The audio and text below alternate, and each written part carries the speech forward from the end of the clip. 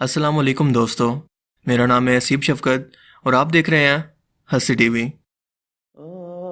दोस्तों, कुरान पाक की सूरह तलाक की आयत 12 के अंदर अल्लाह पाक फरमाते हैं, वो अल्लाह ही तो है जिसने 7 आसमान पैदा किए और ऐसी ही ज़मीनें जिनमें इसके हुक्म उतरते रहते हैं, ताकि तुम लोग जान लो कि अल्लाह ताला हर चीज़ पर कादिर है और ये कि वो अपने इल्म से हर चीज़ पर अहाता किए हुए है। इसके बाद सूरह अल बकरा की आयत 29 के अंदर अल्लाह पाक इरशाद फरमाते हैं, वही तो है जिसने सब चीज़ें जो ज़मीन में हैं तुम्हारे लिए पैदा की, फिर आसमान की तरफ मुतवज्जे हुआ तो इसको ठीक 7 आसमान बना दिया और वो हर चीज़ से खबरदार है। इन आयत मुबारक से ये वाज़ेह हो जाता है कि वो आसमान जिसे हम अपनी ज़ाहिरी आंखों से आज देख रहे हैं वो महज एक आसमान तक महदूद नहीं है, बल्कि बिल्कुल इसी तरह के और इसी से मिलते जुलते 7 आसमान या कायनातें मौजूद हैं जो हमारी नज़रों और सोच से बहुत बहुत दूर हैं।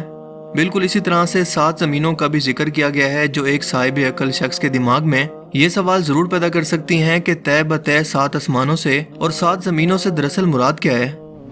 क्या वाकई हमारी इस कायनात के जैसी कई और कायनातें भी वजूद रखती हैं जहाँ पर इंसानों जैसी या कोई भी और मखलूक वजूद रखती है और यहाँ पर अल्लाह ताला के अहकामात भी नाजिल होते हैं जो कि हमारी मौजूदा कायनात से बिल्कुल अलग और जुदा हैं, या फिर इससे मुराद ज़मीन के गिर्द मौजूद कुदरती हिफाजती तहें जैसे कि ट्रोपोस्फेयर, स्ट्रेटोस्फेयर, मेजोस्फेयर, थर्मोस्फेयर, ज़मीन का कुदरती मैग्नेटिक फील्ड या फिर ओजोन लेयर वगैरह हैं जो कि हमारी ज़मीन को हर लम्हा खला से आने वाले बैरूनी खतरात से बचाती हैं और ज़मीन पर ज़िंदगी के वजूद को कायम रखने के लिए इंतहाई ज़रूरी हैं। जहाँ तक आसमानों की बात है तो इस बात के अंदर कोई शक नहीं कि 7 आसमानों से मुराद हमारे आसमान जैसे 6 और जहाँ भी हैं, जिसका वाज़े तौर पर जिक्र कुरान करीम के अंदर कई मकामात पर किया गया है। कुरान करीम के अंदर 250 से ज़्यादा मकामात पर आसमान का जिक्र किया गया है, जैसा कि सूरह अन-नबा की आयत 12 के अंदर अल्लाह पाक इरशाद फरमाते हैं, और हमने तुम्हारे ऊपर 7 मजबूत आसमान बनाए। बिल्कुल इसी तरह से सूरह अल-इसरा की आयत 44 के अंदर अल्लाह पाक ने मजीद फरमाया, 7 आसमान और ज़मीन के अंदर जो लोग भी हैं सब की सब इसकी तस्बीह बयान करते हैं और मखलूकात में कोई भी चीज़ नहीं मगर इसकी तारीफ के साथ तस्बीह करती है, लेकिन तुम इसकी तस्बीह को नहीं समझते। बेशक वो बुर्दबाद गफ़ार है।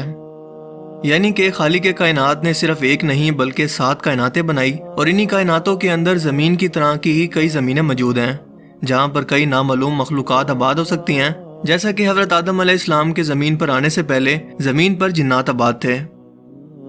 इसके अलावा नबी पाक सल्लल्लाहु अलैहि वसल्लम का सफ़र मेराज इस बात का वाज़ेह तरीन सबूत है, जब अपनी जनती सवारी बुराक पर सफ़र करते हुए हज़रत जिब्राइल अलैहिस्सलाम के हमरा तमाम आसमानी रास्तों को आप सल्लल्लाहु अलैहि वसल्लम ने पार किया, जिसके अंदर 7 आसमान भी शामिल हैं। आपने पहले आसमान पर जिसका नाम रुकैया है और ये दूध से भी ज़्यादा सफ़ेद है, यहाँ पर हज़रत आदम अलैहिस्सलाम से मुलाकात की।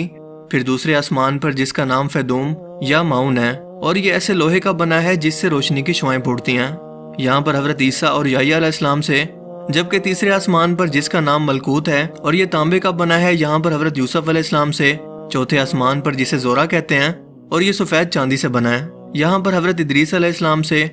पांचवें आसमान पर जिसे मजीना कहते हैं और ये सुर्ख सोने का बना है, हज़रत हारून अलैहिस्सलाम से। छठे आसमान पर जिसका नाम खालिसा है और ये चमकदार मोतियों से बना है, यहाँ पर हज़रत मूसा अलैहिस्सलाम से। और सातवें आसमान पर जिसका नाम लाबिया या दामे है और ये सुर्ख याकूत से बना है, यहाँ पर हज़रत इब्राहीम अलैहिस्सलाम से मुलाकात की और इसी जगह पर बैतुल मामूर भी मौजूद है। यानी कि ज़मीन पर मौजूद खाना काबा की ही तरह का एक और काबा जिसका हर वक्त 70,000 फरिश्ते तवाफ़ करते हैं और जो एक बार इसका तवाफ़ कर ले इसकी दोबारा ज़िंदगी भर बारी नहीं आती। इन्हीं 7 आसमानों के ऊपर जन्नत और जहन्नुम मौजूद हैं और जन्नत का हर दर्जा एक सियारे की सूरत में मौजूद है। इसी तरह जहन्नुम के भी 7 दर्जे हैं, यानी कि 7 सियारे या प्लेनेट इसके ऊपर सिदरतुल मुंतहा यानी कि बेरी के दरख्त तक मौजूद हैं, जो कि हर मखलूकात की हद है। और इससे आगे कोई भी मखलूकात अगर बढ़ना भी चाहे तो वो जल कर खाक में बदल जाएगी। लेकिन अल्लाह के रसूल सफ़र मेराज पर इससे भी आगे तशरीफ़ ले गए और हज़रत जिब्राइल अलैहिस्सलाम इस दरख्त के पास ये कहकर रुक गए कि ए अल्लाह के रसूल, ये मेरी हद है, अगर मैंने इससे एक कदम भी आगे बढ़ने की कोशिश की तो मेरे पर जल जाएंगे। सिदरतुल मुंतहा के ऊपर अल्लाह ताला का अर्श मौजूद है, जो कि ज़मीन और आसमान या इस पूरी कायनात का अहाता किया हुआ है।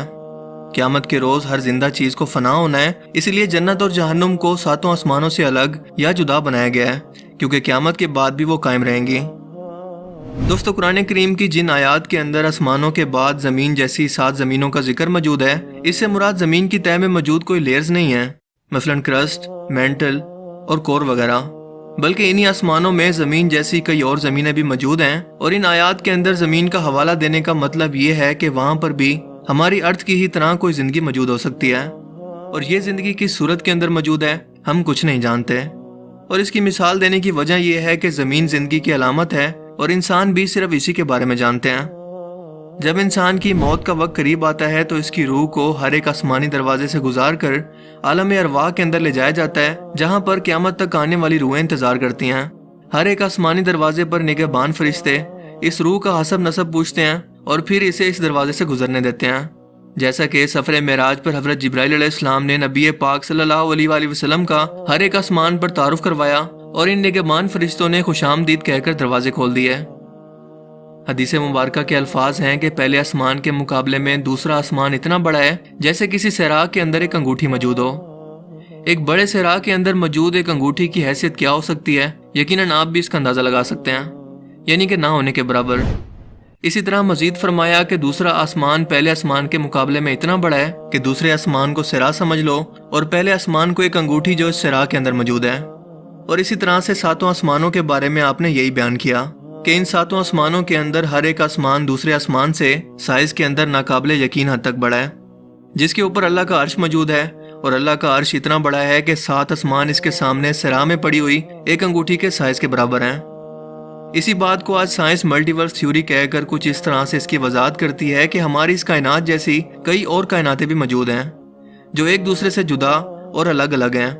اس پر دنیا کے سبھی سائنٹسٹ یقین رکھتے ہیں، جسے مشہور کوسمولوجسٹ ڈاکٹر ایلن گوتھ نے نومیریکل کیلکولیشن سے ثابت کیا اور بتایا کہ جس کائنات کو ہم اب تک سب کچھ سمجھ رہے تھے وہ دراصل ہماری اس پوری کائنات کا ایک چھوٹا سا ٹکڑا بھی نہیں ہے، جسے ہم آبزرویبل یونیورس کہتے ہیں،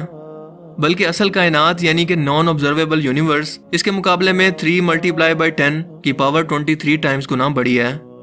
یعنی کہ ایسی کائنات جسے ہم نہ تو دیکھ سکتے ہیں، نہ ہی اس کا مشاہدہ کر سکتے ہیں، اور نہ ہی کبھی اسے دیکھ پائیں گے۔ آبزرویبل یونیورس جس کا ہم اب تک مشاہدہ کر پائے ہیں، اس کا سائز ہے 46.5 بلین لائٹ ایئر، جسے اگر ڈاکٹر ایلن کے مطابق ایکچوئل یونیورس کے سائز یعنی کہ 3 × 10 کی پاور 23 سے ملٹیپلائی کریں تو پہلے آسمان کا اصل سائز سامنے آتا ہے، جو کہ 4.28 × 10 کی پاور 23 بنتی ہے، یعنی کہ ایک آسمان سے دوسرے آسمان تک کی دوری، جہاں تک پہنچنے کا وقت ناپنے کے اندر شاید وقت کا پیمانہ ہی کم بڑھ جائے، جہاں تک انسان پہنچنے کا تصور بھی نہیں کر سکتا، بلکہ حقیقت تو یہ ہے کہ وہ اپنے قریب ترین چاند پر بھی جانے کے قابل نہیں ہو سکا۔ 7 آسمانوں پر پہنچنے کے بارے میں سوچنا تو کسی بے وقوفی سے کم نہیں۔ کائنات کی وسعت اللہ تعالیٰ کی بے پناہ قدرت کی نشانی ہے کہ اس قدر پاور اور ٹیکنالوجی کے حصول کے باوجود انسان پہلے آسمان تک کا سرا تک نہیں ڈھونڈ پائے۔ خود قرآن کریم نے چیلنج کیا ہے کہ انسان آسمان اور زمین کے دائرے سے باہر نہیں نکل سکتا جہاں تک اس کی حد مقرر ہے۔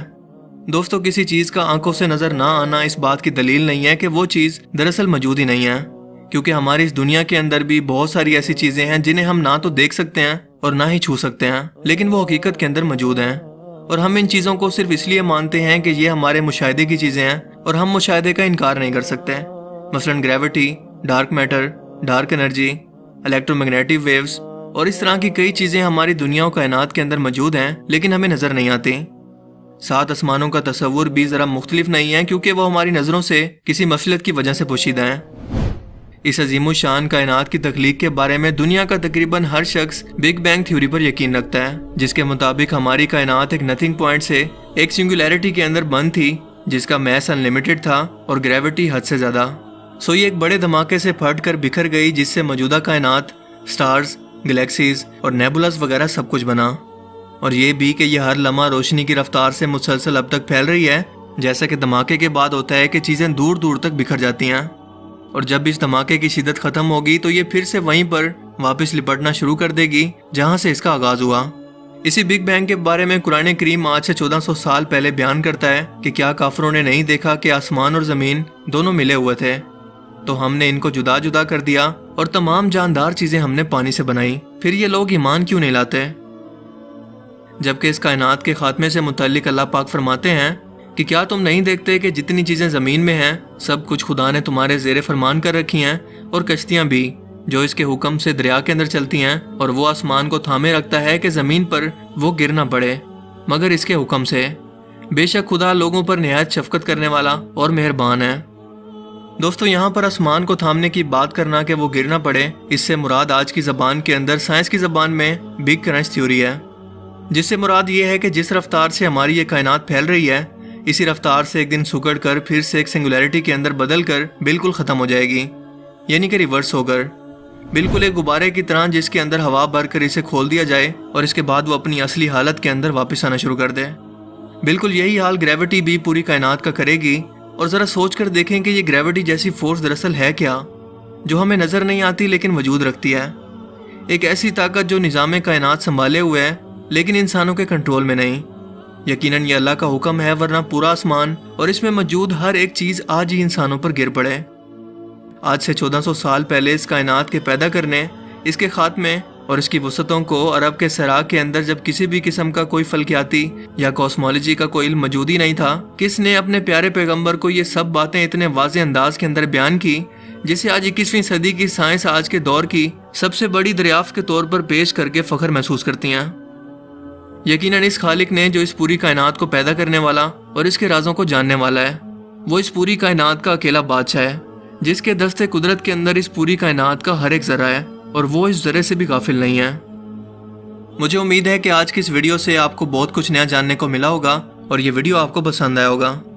अगर ये वीडियो आपको अच्छा लगा तो इसे लाइक कीजिए और मज़ीद इस तरह के इन्फॉर्मेटिव वीडियोस के लिए इस चैनल को ज़रूर सब्सक्राइब करें। अब मैं मिलूंगा आपसे एक नई इंटरेस्टिंग वीडियो में, तब तक के लिए अपना बहुत सा ख्याल रखिएगा। Thanks for watching this video. Allah हाफिज़।